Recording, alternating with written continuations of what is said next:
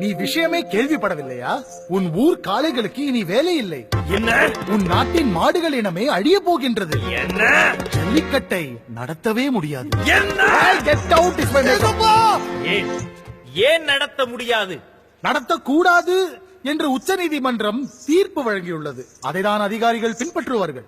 அதே உச்ச நீதிமன்றம் காவிரியை திறந்து விடு என்று ஒரு தீர்ப்பு வழங்கியதே, அப்போது அந்த அதிகாரிகள் இங்கு பூப்பறிக்க போயிருந்தார்கள். அதாகப்பட்டது ஆர்வலர்கள் சொல்கிறார்கள், ஜல்லிக்கட்டு என்பது மிருகவதையாம்.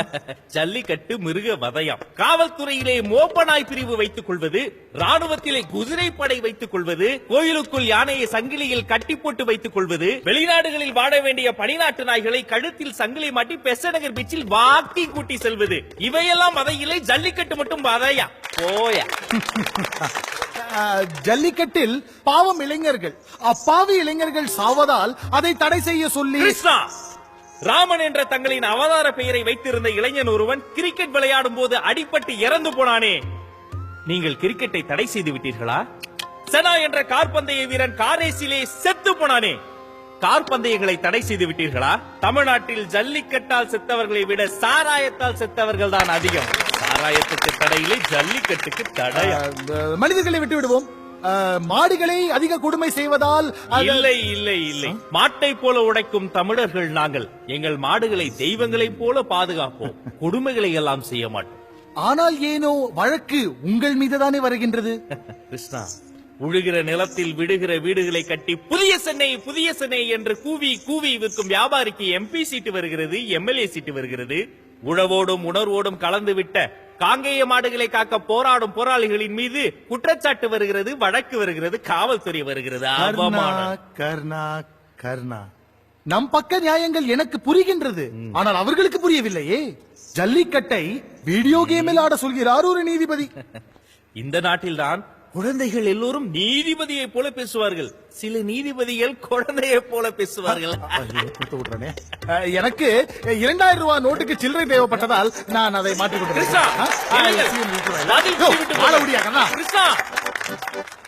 என் பேர் தனலட்சுமி. நான் 6ஆம் வகுப்பு ஆ பிரிவில் படிக்கின்றேன்.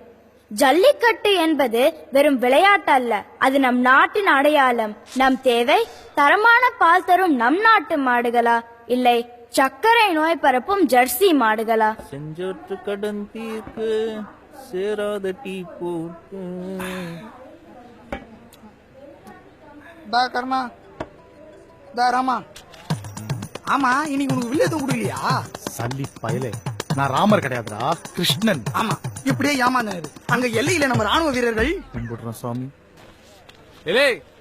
என்னடா ஏதோ லந்து பண்றீங்கன்னு பார்த்தா என்னடா இங்க பண்ணிட்டு இருக்கீங்க நீங்க? உன் புள்ள குட்டிகளுக்கு பீஸ் கட்டுறக்கே காசு இல்ல, இதுல அத வேற மேடையில ஏத்தி, இதுல எவ்வளவு பெரிய ஆளுங்கெல்லாம் இருக்காங்கன்னு தெரியுமில்ல. மாடு சத்தா உனக்கு என்ன மசுரு?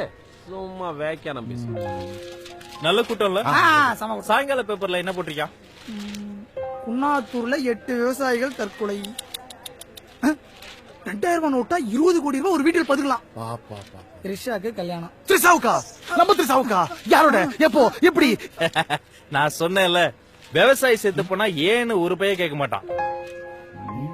சினிமாவுக்கு சிகிச்சைனா உடனே ஓடி வந்துருவாங்க. இதுல கழுத உபதேசம் வேற. ஜல்லிக்கட்டு நம் உரிமை, அதை பாதுகாப்பது நம் கடமை. நன்றி. ஜல்லிக்கட்டு ஜல்லிக்கட்டுன்னு சவடால உணர்வோடு வாழ்ந்து என்னடா சாதனை பண்ண போற? உணர்வோட வாழ்றதே ஒரு சாதனை தாண்டா. வந்து கிருஷ்ணா, எஸ், வலியோர் சிலர் எளியோர் தமை வதையே புரி யுவதா, மகராசர்கள் உலகாளுதல் நிலையாம் எனும் நினைவா, உதவாதினி ஒரு தாமதம் உடனே விடி தமிழா, கொலை வாளினை எடடா மிகு புதியோர் செயல் அறவே, புகை வாடும் ஒரு புலியே உயர் குணமேவிய தமிழா, கொலை வாளினை எடடா மிகு கொடியோர் செயல் அறவே.